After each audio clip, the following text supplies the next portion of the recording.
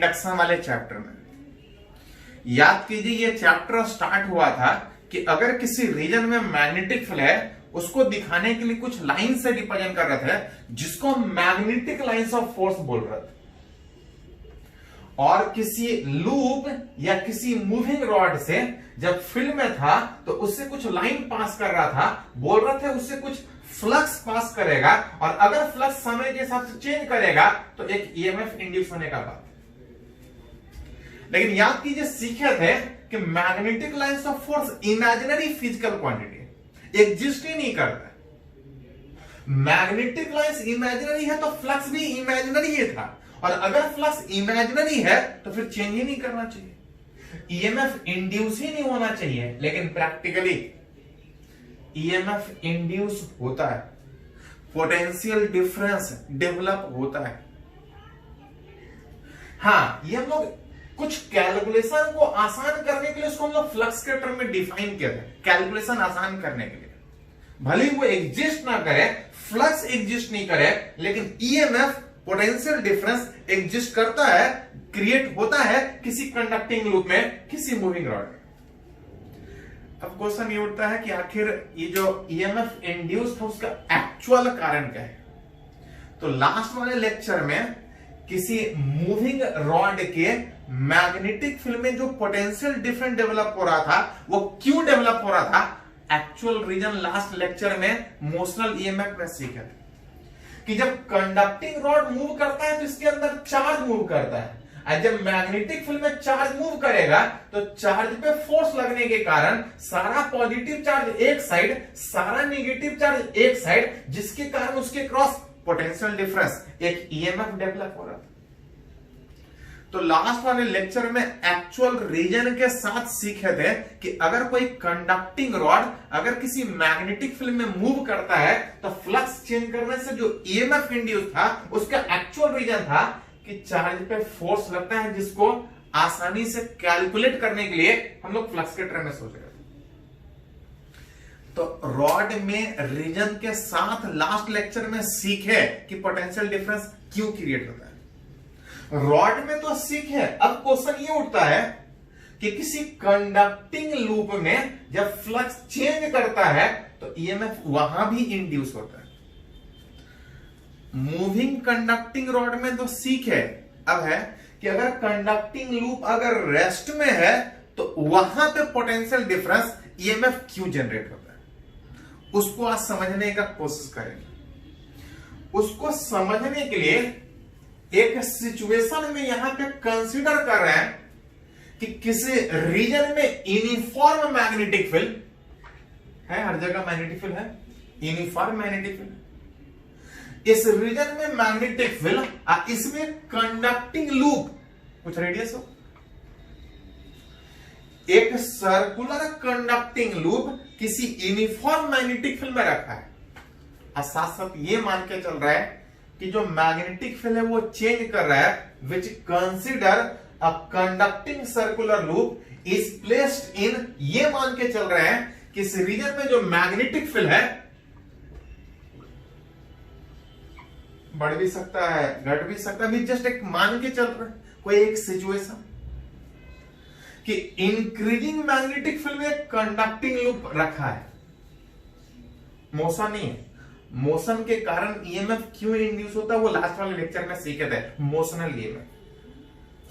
अगर कोई conducting loop अगर किसी इंक्रीजिंग मैग्नेटिक फील्ड में रखा है और अगर ये मान के चल रहे थे कि मैग्नेटिक फील्ड बढ़ रहा है तो उस लूप से जो फ्लक्स पास कर रहा है, इस लूप के मैग्नेटिक फील्ड में होने के बाद उससे कुछ लाइन पास करेगा, कुछ फ्लक्स पास करेगा, जो फ्लक्स पास कर रहा है अगर मैग्नेटिक फील्ड बढ़ेगा तो फ्लक्स भी बढ़े, और अगर किसी लूप में अगर फ्लक्स बढ़ेगा एक ईएमएफ, एक करंट, लूप क्लोज है, एक ईएमएफ, एक करंट अपने आप डेवलप। कौन से डायरेक्शन में करंट डेवलप होगा तो पढ़े थे एक दो लेक्चर पहले कि किसी कंडक्टिंग लूप में अगर फ्लक्स बढ़ रहा है तो अपने अंदर ये करंट कुछ इस तरह से इंड्यूस करेगा कि उस चेंजेस को अपोज करे। फील्ड बढ़ रहा है, फ्लक्स बढ़ेगा। ये लूप अपने में करंट कुछ इस तरह से इंड्यूस करेगा कि जो फ्लक्स बढ़ रहा है उसको घटाने का कोशिश करेगा। घटाने के कोशिश में उल्टा डायरेक्शन में फील्ड क्रिएट करेगा। अभी फील्ड अंदर है, ये अपने में करंट इंड्यूस करके उल्टा बाहर की ओर फील्ड क्रिएट करेगा, सच दैट इस फील्ड के बढ़ने से जो फ्लक्स बढ़ रहा है, इसके करंट के कारण जो फ्लक्स बढ़ रहा है उसको अपोज करे, फ्लक्स घटाना चाहिए। मतलब अगर हम लोग बाहर से फील्ड अगर इंक्रीज करें तो उसको घटाने के चक्कर में ये एंटी क्लॉकवाइज में करंट इंड्यूस करेगा, सच दैट कि बाहर की ओर फील्ड क्रिएट हो सके। जो हम फ्लक्स बढ़ाना चाह रहे हैं, लूप अपने में करंट इंड्यूस करके उस फ्लक्स को घटाने का कोशिश करेगा। मतलब बोल सकते हैं कि अगर ये कंडक्टिंग लूप अगर इंक्रीजिंग मैग्नेटिक फील्ड में है तो इसमें जो करंट इंड्यूस होगा, जो करंट इंड्यूस होगा वो एंटी क्लॉकवाइज में कुछ इस तरह से। करंट इंड्यूस का मतलब समझ में आता है? पढ़े हैं कि किसी भी वायर में करंट तब पास करेगा जब चार्ज मोशन में। मैग्नेटिक फील्ड में रखे थे, मैग्नेटिक फील्ड बढ़ा रहे थे, एंटी क्लॉकवाइज में करंट इंड्यूस हो रहा था। करंट इंड्यूस होने का मतलब कि चार्ज फ्लो कर रहा होगा, चार्ज रेस्ट में था, चार्ज कंडक्टिंग लूप में रेस्ट में था, उस मैग्नेटिक फील्ड के चेंज करने के कारण अपने आप मूव करना स्टार्ट हुआ, जिसके कारण करंट पास किया। याद के लोग पिछला चैप्टर पढ़े थे कि जब कोई चार्ज मैग्नेटिक फील्ड में होता है तब उसके ऊपर फोर्स लगता है, लेकिन फोर्स तब लगता है जब चार्ज मोशन में। जब चार्ज मोशन में रहेगा तब फोर्स लगेगा। यह भी सीखा है कि अगर चार्ज रेस्ट में है तो उसके ऊपर फोर्स जीरो। चार्ज रेस्ट में है उसके ऊपर फोर्स जीरो का मतलब किसी मैग्नेटिक फील्ड में चाहे कैसा भी चार्ज रखा हो, अगर वो रेस्ट में है उसके ऊपर कोई फोर्स नहीं लगेगा। कोई फोर्स नहीं लगने का मतलब रेस्ट में रखा हुआ चार्ज अपने आप मोशन में हो ही नहीं सकता। कंडक्टिंग लूप फील्ड में रखा था, मैग्नेटिक फील्ड बढ़ा रहे थे, करंट इंड्यूस हो रहा था, चार्ज मूव कर रहा है। लेकिन पिछले चैप्टर में पढ़े थे कि अगर कोई चार्ज रेस्ट में है तो कभी मूव कर ही नहीं सकता है, क्योंकि उसके ऊपर कोई फोर्स ही नहीं लगेगा। पढ़े हैं लास्ट वाले चैप्टर में कि मैग्नेटिक फील्ड में एनर्जी कभी चेंज नहीं होता है। जितने स्पीड से मूव कर रहा होता है उतने ही स्पीड से मूव करेगा, ज्यादा से ज्यादा डायरेक्शन चेंज कर सकता है। इस सिचुएशन में जो कंसीडर कर रहे थे उसमें क्या था कि कंडक्टिंग लूप फील्ड में रखा था, फील्ड बढ़ा रहे थे, चार्ज मूव कर रहा था, करंट इंड्यूस कर रहा था। This is not due to magnetic force. Magnetic force के कारण ऐसा हो ही नहीं सकता है कि अगर कोई चार्ज रेस्ट में है, चाहे जो फील्ड लगाना लगा लीजिए, अगर चार्ज रेस्ट में है वो कभी मूव ही नहीं कर सकता। नहीं मूव करने का मतलब मैग्नेटिक फील्ड आप चाहे जितना चेंज करना है कर लिए, करंट डेवलप होता ही नहीं, हो ही नहीं सकता। लेकिन फैराडे में से पढ़े कि अगर किसी कंडक्टिंग लूप को अगर मैग्नेटिक फील्ड में रखें, चेंजिंग मैग्नेटिक फील्ड में रखें, तो फ्लक्स चेंज करने के कारण करंट इंड्यूस होगा। करंट प्रैक्टिकली इंड्यूस होता है, डेवलप होता है। अब क्वेश्चन होता है क्यों करंट डेवलप हो रहा है? मैग्नेटिक फोर्स के कारण तो ये पॉसिबल ही नहीं था कि चार्ज रेस्ट में है तो वो मोशन में हो, लेकिन यहां पे हो रहा है, जिसको हम फ्लक्स के टर्म में समझे थे। लेकिन फ्लक्स हाइपोथेटिकल था, इसको एक्चुअल रीजन के साथ कंसीडर करने का कोशिश करेंगे कि आखिर वहां पे क्या हो रहा है जिसके कारण जो चार्ज रेस्ट में था स्टार्ट मूविंग, उस मैग्नेटिक फील्ड के चेंज करने से। This is not due to magnetic force. Magnetic force के कारण ये पॉसिबल ही नहीं कि चार्ज रेस्ट में तो मूव करे, करंट डेवलप करे, पॉसिबल नहीं था। बट एक्चुअली ये जो हो रहा है, but actually there is an induce electric field in conductor cause by changing magnetic field. Actual reason अगर फ्लक्स के तरह में बात की जाए तो फ्लक्स तो एग्जिस्ट ही नहीं करता है। तो हम लोग समझे थे, थ्योरेटिकली समझने का कोशिश किए थे लेकिन एक्चुअली अगर प्रैक्टिकली बात कीजिएगा तो जब मैग्नेटिक फील्ड चेंज करते हैं तो उस मैग्नेटिक फील्ड के कारण चार्ज मूव नहीं करता है। जब मैग्नेटिक फील्ड चेंज कीजिएगा तो वहां पे अपने आप एक इलेक्ट्रिक फील्ड डेवलप होता है जिसको हम लोग बोलते हैं इंड्यूस इलेक्ट्रिक फील्ड। चार्ज के कारण इलेक्ट्रिक फील्ड नहीं, ये अलग तरह का इलेक्ट्रिक फील्ड। एक पढ़े थे इलेक्ट्रोस्टैट में इलेक्ट्रिक फील्ड कि कहीं चार्ज है तो उसके सराउंडिंग में इलेक्ट्रिक फील्ड होगा। यहां पे आसपास कोई चार्ज नहीं है, हाँ किसी रीजन में मैग्नेटिक फील्ड चेंज कर रहा है, करंट पास कर रहा है, ये करंट मैग्नेटिक फोर्स के कारण नहीं, उसके कारण करंट पास ही नहीं कर सकता है। चार्ज रेस्ट में है, मूव कर ही नहीं सकता है। उसका एक्चुअल रीजन कि जब हम मैग्नेटिक फील्ड चेंज कर रहे थे तो वहां पे एक अपने आप इलेक्ट्रिक फील्ड डेवलप होता है। आप मैग्नेटिक फील्ड चेंज कर रहे थे, थ्योरेटिकली हम लोग फ्लक्स के टर्म में पढ़े थे, लेकिन उसका एक्चुअल रीजन है कि जब उस रीजन में मैग्नेटिक फील्ड चेंज कीजिएगा तो वहां पे अपने आप एक इलेक्ट्रिक फील्ड डेवलप होगा। अब उस इलेक्ट्रिक फील्ड के कारण चार्ज जो रेस्ट में था, चार्ज मूव करेगा, इस कंडक्टिंग लूप में करंट पास करेगा। ये जो सारा कहानी करंट का है, this is not due to magnetic force but actually there is an induce electric field in the conductor caused by changing magnetic field. जब आप मैग्नेटिक फील्ड चेंज करते हैं तो वहां पे अपने आप एक इलेक्ट्रिक फील्ड डेवलप होता है। और कोई भी चार्ज अगर रेस्ट में है तो वो मोशन में एक ही तरीके से हो सकता है जब वहां पे इलेक्ट्रिक फील्ड, आप इलेक्ट्रिक फील्ड दिए नहीं है, जब आप मैग्नेटिक फील्ड चेंज करते हैं तो अपने आप क्रिएट होता है एक अलग प्रोसेस कि हम मैग्नेटिक फील्ड चेंज करेंगे तो वहां पे इलेक्ट्रिक फील्ड डेवलप होता है।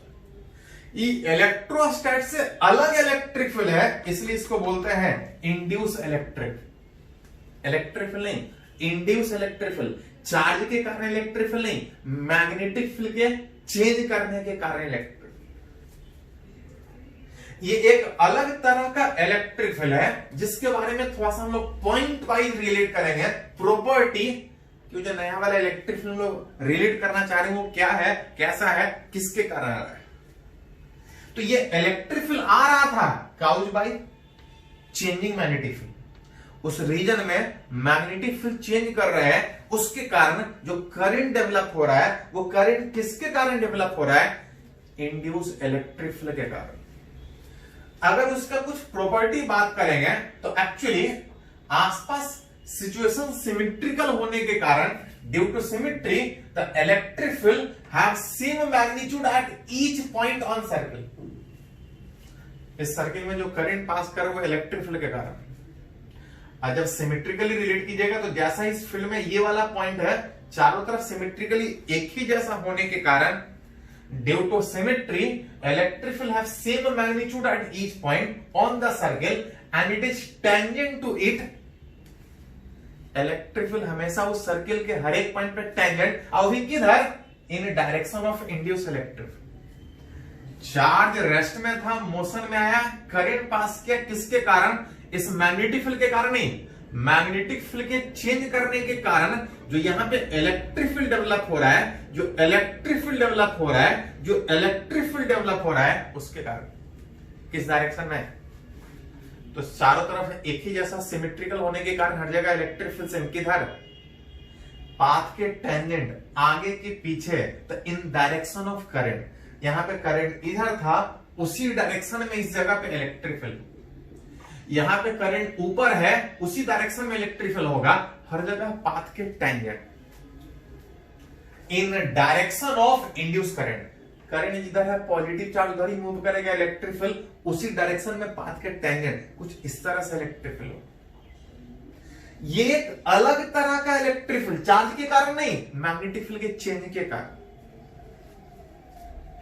अब इसी तरह से टॉपिक इलेक्ट्रोमैग्नेटिक वेव है, उसमें उल्टा हमको सीखना है। यहां पे सीखना है कि मैग्नेटिक फील्ड चेंज करेंगे तो इलेक्ट्रिक फील्ड होगा। आगे एक छोटा सा टॉपिक है इलेक्ट्रोमैग्नेटिक वेव, जिसमें हमको सीखना है कि अगर कहीं इलेक्ट्रिक फील्ड चेंज करेगा तो मैग्नेटिक फील्ड भी जनरेट होगा। अभी क्या बोल रहे हैं, बात कर रहे हैं कि अगर किसी रीजन में मैग्नेटिक फील्ड चेंज कीजिएगा तो इलेक्ट्रिक फील्ड डेवलप होगा। कौन सा इलेक्ट्रिक फील्ड? एक नए तरह का electric field, induce electric field.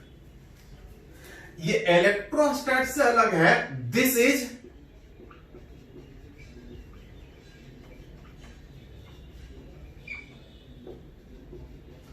ध्यान दिए थोड़ा सा, इलेक्ट्रोस्टैट में जो इलेक्ट्रिक फील्ड पढ़े थे वो कंजर्वेटिव नेचर था। यहां पे ये जो इलेक्ट्रिक फील्ड है, जो इंड्यूस इलेक्ट्रिक फील्ड है, जो मैग्नेटिक फील्ड के चेंज के कारण जो इलेक्ट्रिक फील्ड है, it is non conservative in nature. ये अलग तरह का field electrostatic. This is non conservative in nature but F बराबर क्यू इज वैलिड। लेकिन जो फोर्स का फॉर्मूला था, ये किसी इलेक्ट्रिक फील्ड में अगर कोई चार्ज रखा है तो F बराबर क्यू ई यहां पे भी वैलिड है। क्वेश्चन उठता है कि इलेक्ट्रिक फील्ड तो उस तरह से था, ये नॉन कंजर्वेटिव इन नेचर है। नॉन कंजर्वेटिव मतलब इसका, इस इलेक्ट्रिक फील्ड का फोर्स का जो वर्क डन होगा वो पाथ के इंडिपेंडेंट नहीं, पाथ पे डिपेंड करेगा। किसी क्लोज पाथ पे अगर इलेक्ट्रोस्टैट में मूव करते थे तो वर्क डन जीरो होता था, लेकिन यहां पे वर्क डन जीरो नहीं होगा क्योंकि ये नॉन कंजर्वेटिव, ये अलग तरह का इलेक्ट्रिक फील्ड। एज जो ईएमएफ पढ़े हैं, ईएमएफ था work done per unit charge. EMF का डेफिनेशन, ईएमएफ का डेफिनेशन था work done per unit charge, जो कि लास्ट लेक्चर में फोर्स में रिलेट भी किया था। इस F को लिखिएगा तो E डॉट dl आएगा, इलेक्ट्रिक फील्ड के कारण वहां पे EMF ज्यादा। तो फिर से वर्क डन को फोर्स के टर्म में लिख के रिलेट कर सकता है, लास्ट वाले लेक्चर में रिलेट किया। E डॉट dl जिसको अगर लिखना चाहे तो एक और फैराडे लॉ से अगर कहीं फ्लक्स चेंज करेगा तो EMF इंड्यूस होगा। ये EMF जो पोटेंशियल डिफरेंस डेवलप हो रहा था वो फ्लक्स के चेंज करने के कारण नहीं, उस रीजन में इलेक्ट्रिक फील्ड डेवलप होने के। जिसको जनरली हम लोग फ्लक्स के टर्म में रिलेट करते हैं। अब फ्लक्स का फॉर्मूला क्या था? तो फ्लक्स का फॉर्मूला था BS cos थीटा। जहां से रिलेट किया जाए कि अगर किसी रीजन में S cos थीटा बाहर अगर मैग्नेटिक फील्ड चेंज करेगा तो वहां पे एक इलेक्ट्रिक फील्ड डेवलप होगा और उस इलेक्ट्रिक फील्ड के कारण वहां पे एक ईएमएफ डेवलप होगा, एक पोटेंशियल डिफरेंस डेवलप होगा। आप चाहे तो उस फील्ड के कारण सीधा रिलेट कर सकते हैं कि ईएमएफ कितना डेवलप हुआ। उल्टा आप चाहे तो इलेक्ट्रिक फील्ड के टर्म में सोच सकते हैं कि उस रीजन में कितना इलेक्ट्रिक फील्ड डेवलप हुआ।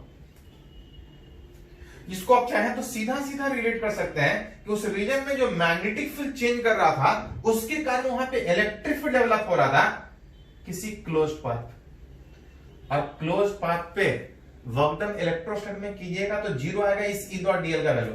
लेकिन ये नॉन कंजर्वेटिव होने के कारण किसी क्लोज पाथ में वर्क डन जीरो होने के बजाय कुछ बचेगा, वही उस लूप में जो EMF डेवलप होगा, जो पोटेंशियल डिफरेंस डेवलप होगा, वो रिलेट करके हमको बताएगा। तो ध्यान दीजिए थोड़ा सा, हम लोग इस चैप्टर में स्टार्ट किए थे कि कहीं फ्लक्स चेंज करता तो EMF इंड्यूस करेगा। फ्लक्स हाइपोथेटिकल था, हाँ कुछ कैलकुलेशन आसान हो रहा था फ्लक्स के टर्म में, इसलिए उसको पहले पढ़े थे। अभी भी पहले फ्लक्स के टर्म में सोचेंगे, लेकिन अगर एक्चुअल रीजन के साथ बोला जाए तो मूविंग रॉड में चार्ज पे फोर्स लगने के कारण EMF इंड्यूस हो रहा था। अब किसी कंडक्टिंग लूप में अगर उस रीजन में मैग्नेटिक फील्ड चेंज कीजिएगा तो उस मैग्नेटिक फील्ड के चेंज करने के कारण एक इलेक्ट्रिक फील्ड डेवलप होगा। ये अलग तरह का इलेक्ट्रिक फील्ड है and that electric field is called induce electric field, जिसको सीधा एक सिंपल लैंग्वेज में बोल सकते हैं that is changing magnetic field will create. अगर किसी रीजन में मैग्नेटिक फील्ड चेंज करता तो वहां पे इलेक्ट्रिक फील्ड होगा। अब उसी इलेक्ट्रिक फील्ड के चेंज करने के कारण चार्ज मूव करेगा, एक EMF पोटेंशियल डिफरेंस डेवलप होने के बाद। तो ये तो फॉर्मूला हुआ। कभी कभी इससे रिलेटेड कैलकुलेशन भी पूछता है। चलिए एक न्यूमेरिकल से रिलेट करने का कोशिश करेंगे कि अगर किसी रीजन में मैग्नेटिक फील्ड चेंज कर रहा है तो EMF कितना डेवलप होगा। EMF नहीं, इलेक्ट्रिक फील्ड कितना डेवलप होगा। पहले इसको थोड़ा सा नोट कर लीजिए।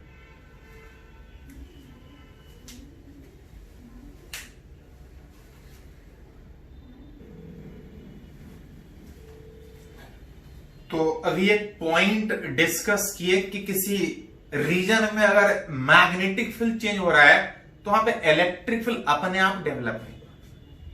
और उसी इलेक्ट्रिक फील्ड के फोर्स के कारण चार्ज मूव कर रहा था, पोटेंशियल डिफरेंट डेवलप होने का बात हो रहा। एक्चुअल रीजन फील्ड चेंज करने से, मैग्नेटिक फील्ड चेंज करने से इलेक्ट्रिक फील्ड डेवलप होगा। चलिए इससे रिलेटेड एक थोड़ा सा छोटा सा न्यूमेरिकल बात करते हैं। बोल रहा है कि इन अ सिलिंड्रिकल रीजन, इस तरह से एक सिलिंड्रिकल रीजन मतलब हर जगह फील्ड, इन अ सिलिंड्रिकल रीजन मैग्नेटिक फील्ड समय के हिसाब से चेंज हो रहा है, टाइम के हिसाब से चेंज हो रहा है। कुछ इस तरह से रिलेशन में दिया, बी बराबर बी नॉट इंटू टी, जो टाइम के हिसाब से बता रहा है कि मैग्नेटिक फील्ड चेंज कर रहा है। तब बोल पूछ रहा है कि मैग्नेटिक फील्ड चेंज करने से जो इलेक्ट्रिक फील्ड पड़े थे, ये अलग तरह का इलेक्ट्रिक फील्ड था जो इंड्यूस इलेक्ट्रिक फील्ड पड़े थे। पूछ रहा है कि इंड्यूस इलेक्ट्रिक फील्ड कितना होगा फॉर, अगर वो पॉइंट ऐसे पॉइंट पे निकालने बोल रहा है जहां पे आर का value less than r. R का वैल्यू लेस देन आर का मतलब इस सिलिंड्रिकल रीजन में जिसका कुछ रेडियस था, अगर सेंटर से आर डिस्टेंस अगर इस पॉइंट पे सो जाए तो पूछ रहा हूं उस जगह पे इसके रेडियस से अंदर वाले किसी पॉइंट पे अगर रिलेट करें, सेंटर से आर डिस्टेंस पे अगर रिलेट करें, पूछ रहा अंदर वाले उस पॉइंट पे इलेक्ट्रिक फील्ड का वैल्यू कितना है। अगर इस रीजन पे अगर इलेक्ट्रिक फील्ड का पहले डायरेक्शन का बात करें तो आप देख सकते हैं कि अगर टाइम बढ़ रहा है तो मैग्नेटिक फील्ड बढ़ जाएगा और फील्ड बढ़ेगा तो फ्लक्स बढ़ेगा। फील्ड को अपोज करने के लिए, फ्लक्स को अपोज करने के लिए ये लूप में आसपास एक फील्ड, एक करंट डेवलप होने का कोशिश होगी।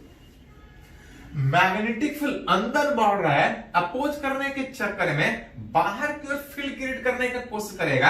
अब बाहर की ओर फील्ड क्रिएट करने की कोशिश में यहां पे करंट पास करने का कोशिश करेगा, लेकिन पता है कि यहां पे लूप नहीं है, मैग्नेटिक फील्ड उस रीजन में चेंज हो रहा है। और जिस डायरेक्शन में करंट डेवलप होने का कोशिश होता है उसी डायरेक्शन में इंड्यूस इलेक्ट्रिक फील्ड डेवलप होगा। यही तो हमारा क्वेश्चन है कि सेंटर से आर डिस्टेंस इस अंदर वाले पॉइंट पे जो इंड्यूस इलेक्ट्रिक फील्ड डेवलप हो रहा है वो किस तरह डेवलप हो रहा है। कुछ नहीं, जिस डायरेक्शन में इंड्यूस करंट होगा चार्ज उधर ही मूव करेगा, उधर तभी मूव करेगा जब इलेक्ट्रिक फील्ड उसी डायरेक्शन में हो। किसी सिमेट्रिकल सर्किल वाले पॉइंट पे हर जगह फील्ड सेम, अब पाथ के टेंजेंट किधर, तो जिस डायरेक्शन में इंड्यूस करंट होगा उसी डायरेक्शन में इलेक्ट्रिक फील्ड डेवलप होगा। कितना, तो थोड़ा देर पहले एक फॉर्मूला रिलेट किए थे कि किसी भी क्लोज लूप में अगर फ्लक्स चेंज हो रहा था, फ्लक्स चेंज किसके कारण, उस मैग्नेटिक फील्ड के चेंज करने के कारण, तो जो ईएमएफ था उसका एक्चुअल रीजन था कि उस जगह पे इलेक्ट्रिक फील्ड डेवलप हो रहा था अगर किसी क्लोज पाथ पर रिलेट कर रहे थे। अगर इस क्लोज पाथ पे अगर रिलेट करना हो कि इलेक्ट्रिक फील्ड कितना, तो इसका जब इंटीग्रेशन कीजिएगा तो अगर पहले ही पॉइंट लिखे थे कि हर जगह इलेक्ट्रिक फील्ड सेम होता है, हर जगह इलेक्ट्रिक फील्ड सेम होगा, एक करके जब जोड़िएगा E dl cos theta. Cos theta का मतलब एक करके इस डायरेक्शन में जोड़ रहे हैं कि इस डायरेक्शन में जोड़ रहे हैं। अगर इस डायरेक्शन में जोड़िएगा तो इलेक्ट्रिक फील्ड भी उधर, डीएल भी उधर, इस एंगल का वैल्यू 0 आएगा। उल्टा लीजिएगा तो cos 180, उससे ज्यादा कुछ नहीं, प्लस माइनस खाली साइन का कन्वेंशन से फर्क पड़ेगा। माइनस एस, अगर इतने पोर्शन के अंदर अगर फ्लक्स के चेंज करने का बात कर रहे हैं तो इतना ही पोर्शन का एरिया होगा which is pi r square. अब cos थीटा होता है एरिया वेक्टर मैग्नेटिक फील्ड के बीच का एंगल जो कि cos 180 डिग्री। बच किया गया dv बाय dt जो उस रीजन में चेंज कर रहा है, दिया इस रिलेशन से चेंज कर रहा है। हर जगह इलेक्ट्रिक फील्ड से एक करके क्लोज पाथ पे एक करके उस क्लोज पाथ पे जोड़ना है। cos 180 माइनस 1 में pi r square into dv by dt।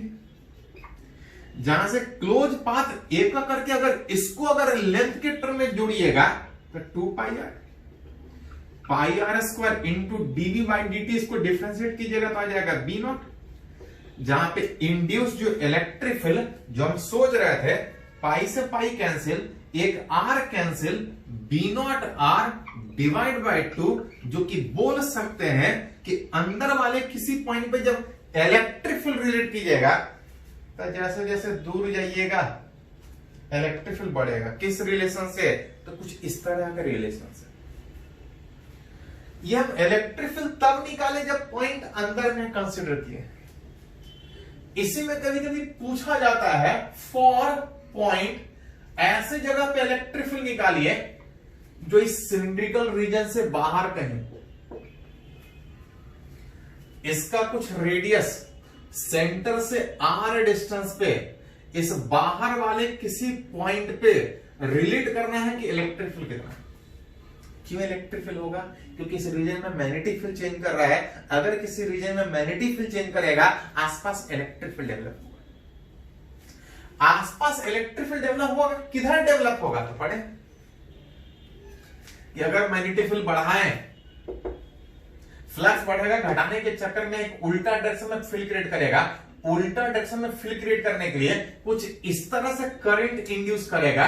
Current induce जिस डायरेक्शन में होता है उसका एक्चुअल रीजन है कि उस डायरेक्शन में इलेक्ट्रिक फील्ड इंड्यूस होगा। किधर? तो पाथ के टेंजेंट हर एक पॉइंट और हर जगह मैग्नीट्यूड, अगर पॉइंट सिमेट्रिकल। यही इलेक्ट्रिक फील्ड तो हमसे पूछ रहा है कि कितना। अभी थोड़ा देर पहले रिलेट कर रहे थे कि अगर उस इलेक्ट्रिक फील्ड को रिलेट करना है तो ई डॉट डीएल में is equal to minus S cos theta into d by D.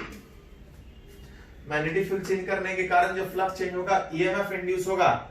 Actual reason electric field, कि फील्ड चेंज करेंगे तो इलेक्ट्रिक फील्ड डेवलप होगा। अगर ऑन दिस क्लोज पाथ अगर रिलेट करें तो एक करके रिलेट कीजिएगा तो इलेक्ट्रिक फील्ड का मैग्नीट्यूड सेम डीएल इंटू, अगर इसी डायरेक्शन में आगे बढ़े माइनस एस कॉस थीटा में, एरिया वेक्टर बाहर, अब फील्ड अंदर 180 इंटू डीवी बाई डी। जहां पे हर जगह इलेक्ट्रिक फील्ड सेम, एक करके क्लोज पाथ का लेंथ का सम का बात कीजिएगा तो देखो हम इलेक्ट्रिक फील्ड यहां निकाल रहे हैं तो एक करके इस क्लोज पाथ का बात करना पड़ेगा। और इसका रेडियस अगर आर है तो इसका हो जाएगा 2 पाई आर, लेंथ का sum is equal to cos 180 minus minus plus S is area. कौन सा एरिया? जितने एरिया का सोच रहे हैं, जितने एरिया से ये फ्लक्स रिलेट कर रहा था, इतने एरिया में हर जगह मैग्नेटिक फील्ड नहीं है, इतने ही दूर पे फील्ड। तो इतने एरिया में जब फ्लक्स निकालने का बात करेंगे लेकिन फील्ड इतना ही दूर है, तो इसका एरिया सोचने के बजाय इस एरिया में यहां से लाइन पास ही नहीं कर रहा है, यहां पे फील्ड ही नहीं है, जो भी फील्ड है इतना नहीं है, तो इसके अंदर अगर एरिया का बात करें तो इसका एरिया नहीं, सिर्फ इसका एरिया सोचना पड़ेगा। Into dv by d t that equal to B naught. जहां से उस इलेक्ट्रिक फील्ड अगर इंड्यूस का बात करें तो पाई वाला फैक्टर हट जाएगा, बाकी सबको अगर अरेंज करके नीचे लेके जाइएगा तो आप लिख सकते हैं कि जैसे जैसे दूर जाएंगे, आउटसाइड में दूर जाएंगे, इलेक्ट्रिक फील्ड घटेगा, घटना भी चाहिए। चेंजेस यहां होना है, जितना दूर जाएंगे इफेक्ट हमको कम दिखाई देगा, इलेक्ट्रिक फील्ड घटेगा, इनवर्सली प्रोपोर्शनल होगा। तो एक्चुअल रीजन है कि फ्लक्स चेंज करेगा तो वहां पर इलेक्ट्रिक फील्ड डेवलप करेगा, जिसके कारण एक ईएमएफ, एक करंट का बात। लेकिन हम लोग इतना लेंदी कैलकुलेशन करने के बजाय हम लोग सीधा बात करते थे कि अगर किसी क्लोज लूप से फ्लक्स चेंज करेगा तो हम लोग सीधा बोलते थे कि ईएमएफ इंड्यूस होगा। एक्चुअल रीजन क्या है कि ईएमएफ इंड्यूस होता है, लेकिन किसके कारण? वहां पे इलेक्ट्रिक फील्ड के डेवलप करने के कारण। तो इस पूरे चैप्टर में हम लोग हाइपोथेटिकली पहले कैलकुलेट करते हैं इमेजिनरी फिजिकल क्वांटिटी से, हाँ थोड़ा सा एक्सप्लेनेशन के साथ कि आखिर ये जो हो रहा है वो क्यों हो रहा है। हाँ, जब तक नहीं कुछ बोला जाए ये सब सोचने का जरूरत नहीं है, सीधा आप फैराडे लॉ से सोच सकते हैं कि अगर कहीं फ्लक्स चेंज किया तो वहां पे ईएमएफ इंड्यूस होगा, भले एक्चुअल रीजन कुछ और हो। हाँ, अगर एक्चुअल रीजन पूछे तो सोचेंगे मोशनल ईएमएफ, मोशन के केस में फील्ड चेंज कर रहा था तो वहां पे इलेक्ट्रिक फील्ड डेवलप हो रहा था। चलिए इसको थोड़ा सा नोट कर लीजिए, कुछ एग्जांपल और हम लोग बात करेंगे, इसको नोट कीजिए।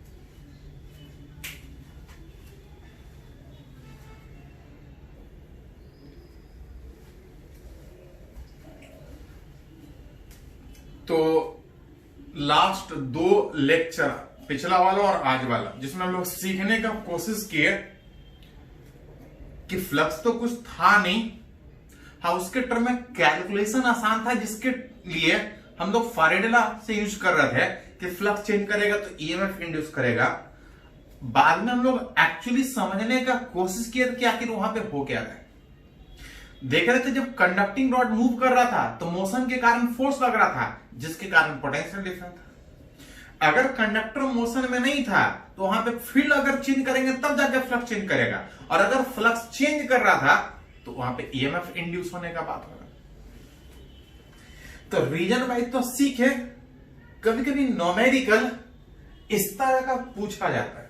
क्या है देखिए थोड़ा सा, मान के चल रहे हैं कंडक्टिंग रॉड बोल सकते हैं, कंडक्टिंग ट्रैक है इस तरह का, कंडक्टिंग लगातार कनेक्टेड है, कंडक्टर जहां से करंट पास कर सकते हैं।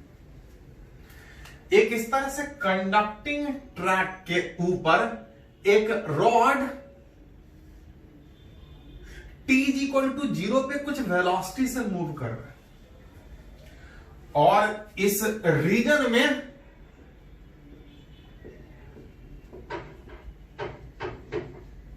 There is magnetic field. बोल रहा है इस परपेंडिकुलर रीजन में एक कंडक्टिंग ट्रैक के ऊपर एक रॉड मोशन में है। पूछा जा रहा है इस रॉड का वेलोसिटी टाइम के हिसाब से रिलेट करके बताइए। On a conducting track in perpendicular magnetic field find velocity उस कंडक्टिंग रॉड का जिसका कुछ मास है, कुछ लेंथ है, इसका कुछ रेसिस्टेंस है, रेडियस नहीं, उस रॉड का लेंथ है और साथ में कुछ रेसिस्टेंस, करंट पास करेगा, हर मटेरियल का कुछ रेसिस्टेंस होता है। अतः उससे पूछा जा रहा है कि उस कंडक्टिंग रॉड का velocity as a function of time, time के हिसाब से वेलोसिटी हमेशा सेम रहेगा, चेंज करेगा तो कौन से रिलेशन चेंज करेगा उसके बारे में याद करो कि जब किसी मैग्नेटिक फील्ड में अगर कोई कंडक्टिंग रॉड अगर मूव करे, it will act as a source of potential difference. मतलब जैसे ही इस मैग्नेटिक फील्ड में ये कंडक्टिंग रॉड मूव करेगा उसके क्रॉस पोटेंशियल डिफरेंस डेवलप होगा। Induced potential difference across conducting rod, induced potential difference across rod अगर बात कीजिएगा तो हम लोग पढ़े कि किसी परपेंडिकुलर फील्ड में अगर कोई रॉड जिसका लेंथ L अगर v स्पीड से मूव करे तो उसका ईएमएफ था BL, ईएमएफ था BLV। लास्ट वाले लेक्चर में रिलेट किए थे, प्रॉपर तरीका ये था BL equivalent V perpendicular, shape कैसा भी हो, इनिशियल और फाइनल की भी शॉर्टेस्ट लेंथ, वेलोसिटी नहीं, उस रॉड के परपेंडिकुलर जो वेलोसिटी होगा, उस कंडक्टिंग रॉड के परपेंडिकुलर जो वेलोसिटी होगा उससे एरिया जनरेट होगा, उससे फ्लक्स लिंक करेगा, उसके ऊपर डिपेंड करेगा कि ईएमएफ कितना है। हर जगह फील्ड सेम, रॉड सीधा था, भी वेलोसिटी से मूव कर रहा था। It will act as a source of potential difference, जिसका इक्विवेलेंट सर्किट डायग्राम बनाइएगा।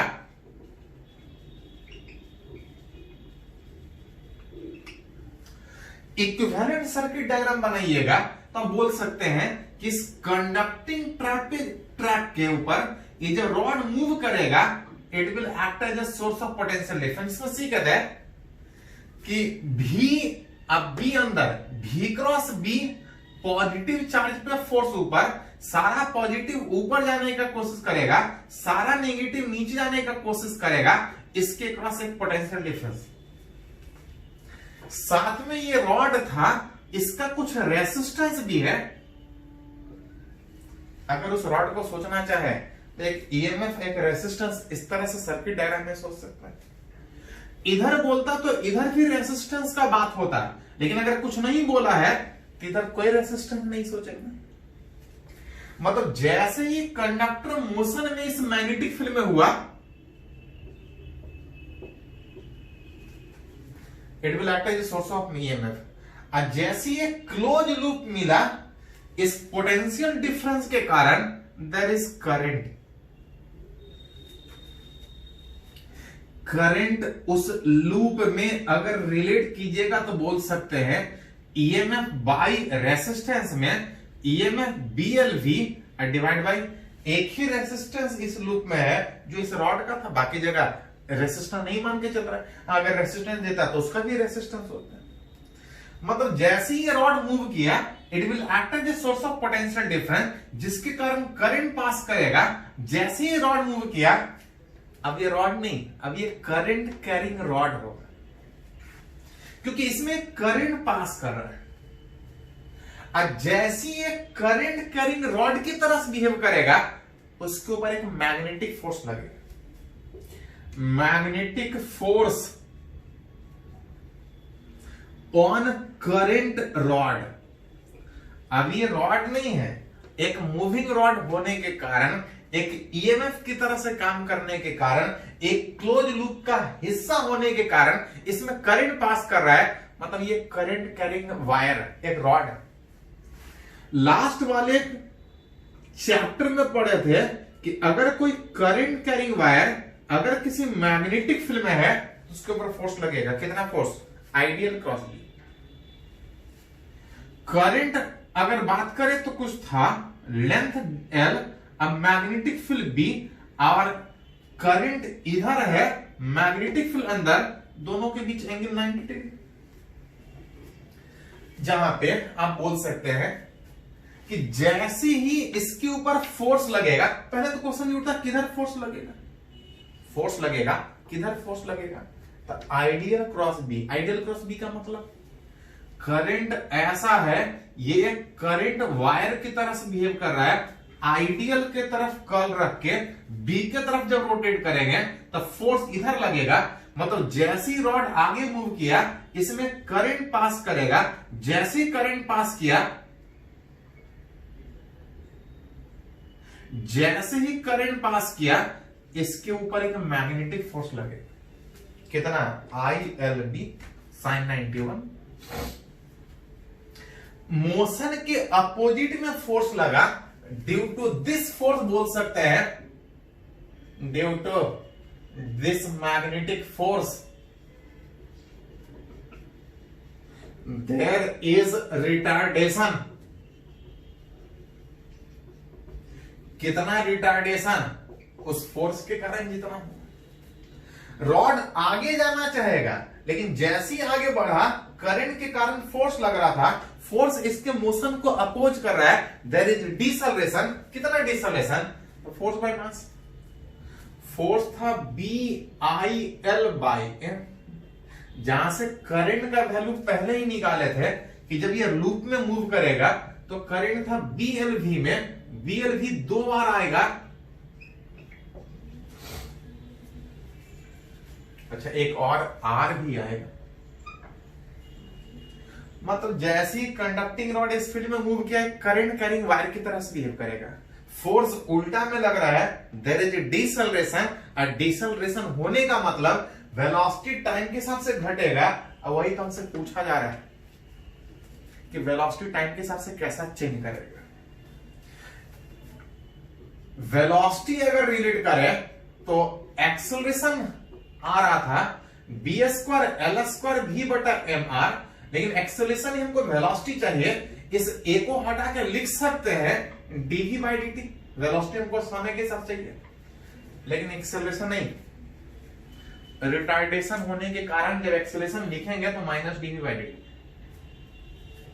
हमको v चाहिए v इधर भी है, v इधर भी है, डिफरेंशिएशन के फॉर्म में है, डिफरेंशिएशन के फॉर्म में है, दोनों v को एक साथ अरेंज करके हमको इंटीग्रेट करना पड़ेगा। विच इस v और इस v को अगर एक साथ अरेंज करें तो आप लिख सकते हैं dv बाई v, बाकी सबको अगर एक साथ अरेंज कीजिएगा B square L square by M R into d t, एक माइनस है। इसको थोड़ा सा इंटीग्रेट कीजिएगा तो t इज इक्वल टू 0 पे वेलोसिटी उसका दिया था v नॉट, और रिलेट करना चाह रहा है कि एट एनी मोमेंट वेलोसिटी कितना है।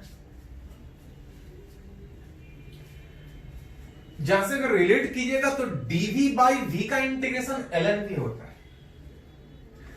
dv बाई v का इंटीग्रेशन ln v में जब लिमिट बैठाएंगे तो ln का मतलब log base e upper limit, और ये लोअर लिमिट माइनस में आ जाएगा। माइनस b हर जगह same, length same, M R और dt का इंटीग्रेशन खाली t। लॉग को हटाइएगा तो ये बेस वही रहेगा, ये पावर में आ जाएगा। विच v बराबर v नॉट को उधर लेके आइएगा e to the power minus B square L square by M R into टी। वेलोसिटी समय के हिसाब से पूछा जा रहा था कि किस तरह से चेंज करेगा। आप चाहे तो रिलेट कर सकते हैं कि टाइम के हिसाब से वेलोसिटी कुछ इस तरह से चेंज करेगा। वेलोसिटी समय के हिसाब से घट रहा होगा, और जो वेलोसिटी घट रहा है कुछ समय के बाद लॉस, वेलोसिटी घटते हुए कितना हो जाएगा आप देख सकते हैं कि at t is equal to infinity पे, t is equal to infinity पे e to the power minus infinity 0 होता है, e to the power plus infinity infinity होता है, e to the power minus infinity 0, मतलब वेलोसिटी 0 होगा। Which is velocity 0 होने का मतलब rod comes to rest.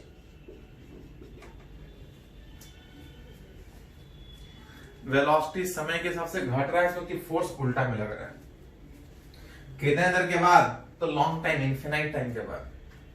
Velocity घटने का मतलब there is loss of kinetic energy. Rod में कुछ वेलोसिटी था, कुछ काइनेटिक एनर्जी था, फोर्स उल्टा में लगने के कारण घट रहा था, there is loss of kinetic energy. तो बहुत बार पूछा जाता है कि पार्टिकल का जो वेलोसिटी घट रहा था, जो रॉड का वेलोसिटी घट रहा था, जो काइनेटिक एनर्जी घट रहा था, वो आखिर जा कहां रहा था? जब ये मोशन में था, it will act as a source of EMF. उस ईएमएफ के कारण करंट था, रास्ते में रेजिस्टेंस होने के कारण देयर इज हीट लॉस। और जितना भी काइनेटिक एनर्जी जो लॉस हो रहा है is equal to heat loss across resistance. इस करंट के कारण रेजिस्टेंस के क्रॉस कुछ हीट लॉस होगा, और जितना भी काइनेटिक है वो सारा का सारा रेजिस्टेंस के क्रॉस हीट लॉस में। कितना हीट लॉस? करंट पता है, करंट पता है B square L square V square by R square into R D T. T is equal to 0 पर स्टार्ट हुआ था, इंफिनिटी पे जाके रुकने का बात है। इस बीच जब इसका इंटीग्रेशन कीजिएगा तो जितना जो काइनेटिक एनर्जी का लॉस है it is equal to half M V not square के बराबर आ गया। अब चाहे तो प्रूव भी कर सकते हैं, जहां पे वेलोसिटी v का वैल्यू आप चाहे तो समय के हिसाब से इतना बैठा सकते हैं। ये वेलोसिटी का रिलेशन। टोटल एनर्जी किसी भी सिचुएशन में, चैप्टर चाहे कोई भी पढ़िए, टोटल एनर्जी कंजर्व होता है। जितना भी इस रॉड का काइनेटिक एनर्जी घट रहा था उसी रेजिस्टेंस के क्रॉस इस करंट के कारण हीट लॉस में रिलेट होगा। तो अगर हीट लॉस पूछे तो हीट लॉस से रिलेट कर सकते हैं, जो कि हमको पता है कि सारा काइनेटिक एनर्जी वहीं पे लॉस हुआ है। मन करे तो इंटीग्रेट करके निकाल सकते हैं, नहीं तो सीधा सोच सकते हैं। चलिए इसको थोड़ा सा नोट कर लीजिए, एक आखिरी एग्जांपल इस तरह का और देखते हैं। पहले इसको नोट कीजिए।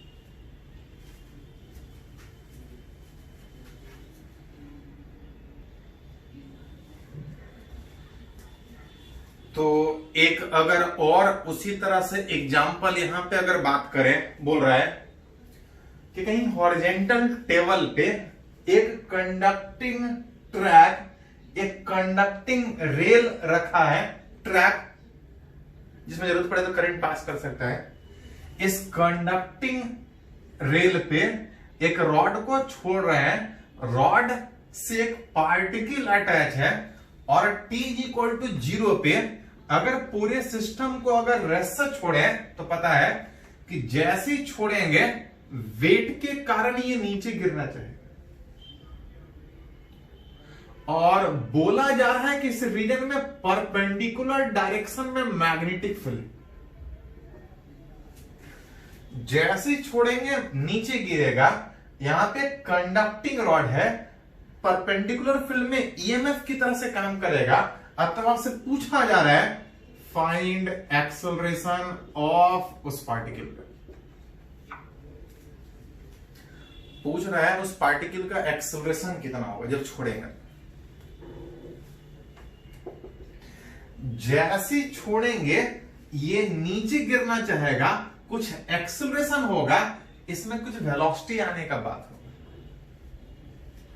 और जैसे इसमें कुछ वेलोसिटी आया इधर भी कुछ वेलोसिटी आएगा। और जैसे इसमें मोशन हुआ, एक मोशनल रॉड, एक मोशन रॉड और एक कंडक्टिंग मूविंग रॉड जब परपेंडिकुलर मैग्नेटिक फील्ड में रखा होगा, it will act as a source of EMF. Induced potential difference across rod, जैसे ही छोड़ेंगे इस रॉड के मोशन के कारण उसके क्रॉस एक ईएमएफ, एक पोटेंशियल डिफरेंस आएगा। कितना? तो बी एल इक्विवेलेंट भी परपेंडिकुलर में, रॉड सीधा है, अब बी स्पीड से मान के चल रहे हैं कि आगे बढ़ रहा है। जैसे एक ईएमएफ की तरह से काम करेगा तो कोई एक हाइयर कोई एक लोअर, किधर? तो पढ़े हैं कि भी आगे है, मैग्नेटिक फील्ड उसमें अंदर है, भी क्रॉस बी में, वहां पे एक पोटेंशियल डिफरेंस इस डायरेक्शन में होगा, लूप क्लोज है, यहां पे करंट पास करने का काम करेगा। जैसे छोड़ इस पोटेंशियल डिफरेंस के कारण इस लूप में एक करंट पास करेगा। करंट इन उस लूप में कितना होगा?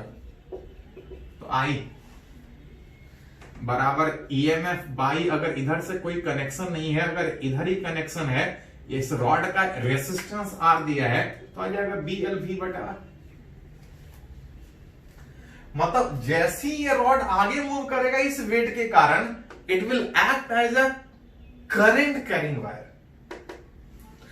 जैसे ये करंट कैरिंग वायर आया, magnetic force on current rod, जैसे वो आगे बढ़ा, वो एक सोर्स ऑफ ईएमएफ जनरेट किया, उसमें करंट पास करेगा, it will act as a current carrying wire, जिसको पर एक मैग्नेटिक फोर्स लगेगा। कितना magnetic force? Ideal cross B,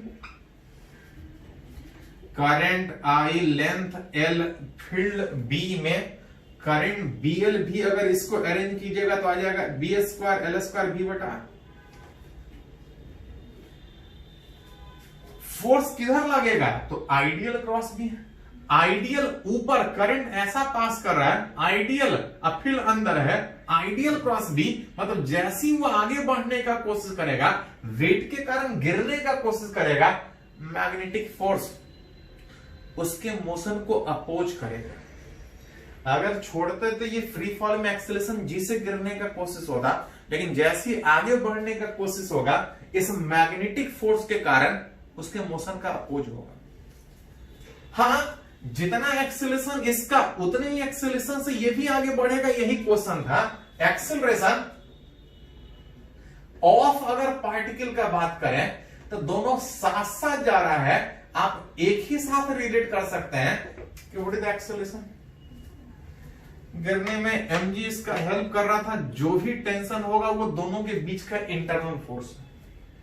दोनों एक साथ गिरने के कोशिश में mg हेल्प करेगा, मैग्नेटिक फोर्स उसका अपोज करेगा बाई मास में। अगर एक का मास होता तो एक ही का सोचते, अगर दोनों का मास देगा तो दोनों का सोचे। जिसमें m प्लस m अगर रिलेट कीजिएगा तो 2m में यह आ जाएगा g/2, अब मैग्नेटिक फोर्स बाई 2m, जिसमें रिलेट किया जाए एक्सेलरेशन बराबर g/2, मैग्नेटिक फोर्स आ रहा था B square L square, v divide by कितना, विच इज 2m, और रेसिस्टेंस है। छोड़ेंगे तो एट एनी मोमेंट अगर वेलोसिटी अगर v है तो वहां से रिलेट कर सकते हैं कि एक्सेलरेशन कितना है।